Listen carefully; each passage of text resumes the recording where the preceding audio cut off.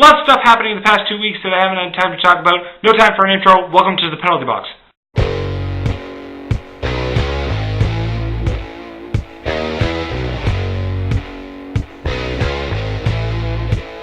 Woo!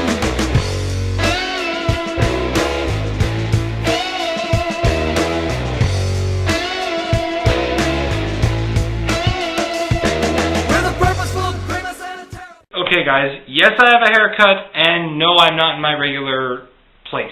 I'm house sitting for a friend of the family for a week, so this is where this week's episode will take place. Anyway, on to the news.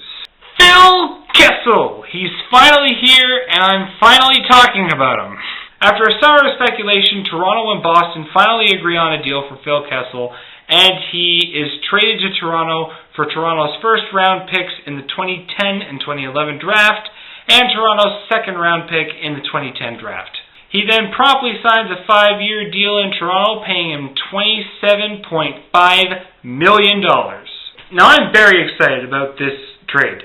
He's a 36-point scorer at 21 years of age, and he's only going to get better. Former coach Bruce Boudreau calls him a future elite-level NHL player. With this added scoring punch, the Leafs could do a lot of damage.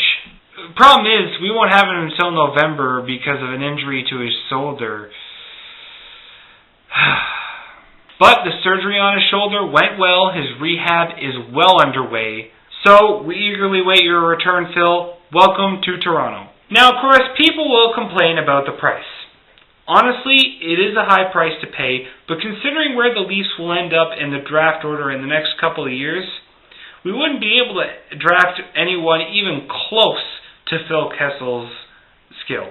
And the bright side of this is, with our first and second round draft pick gone, all this Tank Nation talk is out the window.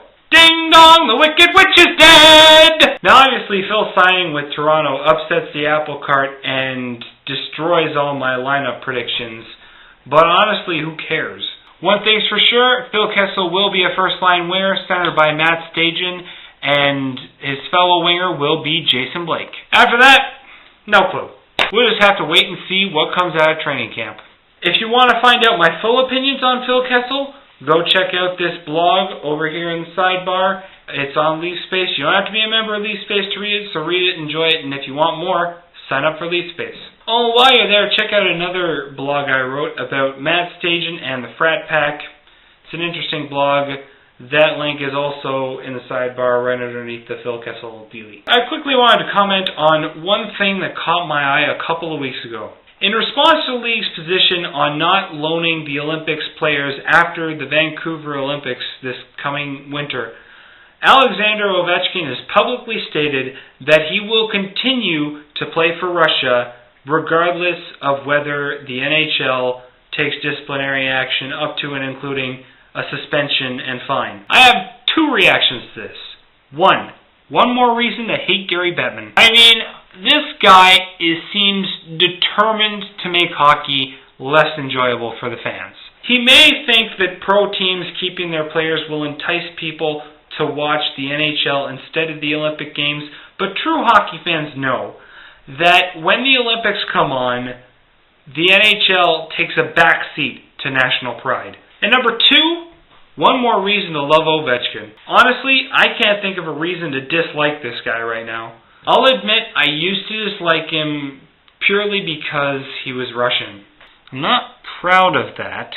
I wanted Crosby to be better than Ovechkin in his rookie year simply because I wanted Canada to beat Russia. But the funny thing is that Ovechkin plays the Canadian style of game with hitting and intensity and all that, and Crosby plays the European style. So Ovechkin, thank you for sticking it to Bettman and the other owners.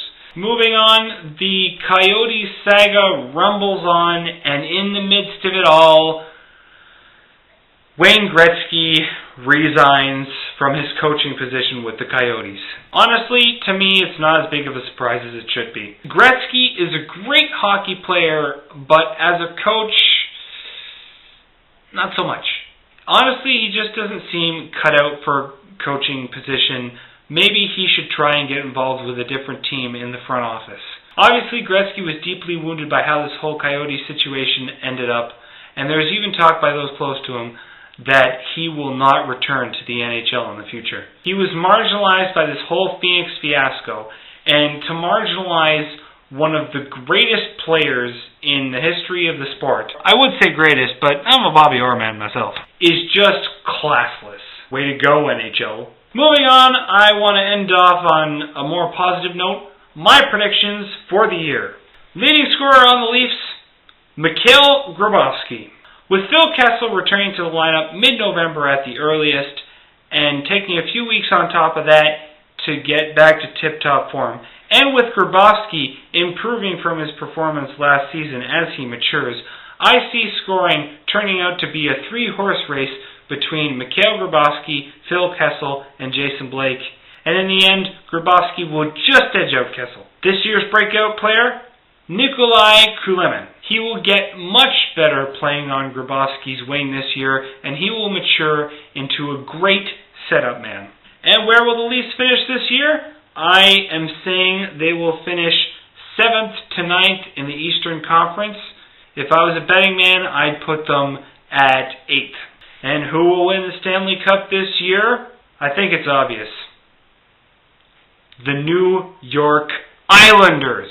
No, I'm just messing. It's actually probably Boston or Washington out of the East. And out of the West, I'd say San Jose Sharks or Detroit Red Wings. So that's all I got to talk about for this week. The home opener is coming up this Thursday on October the 1st. Be sure to tune in if you can. Watch the game. It will be a good one and a great way to renew the Habs-Leafs rivalry. I will see you all later. Go Leafs, go!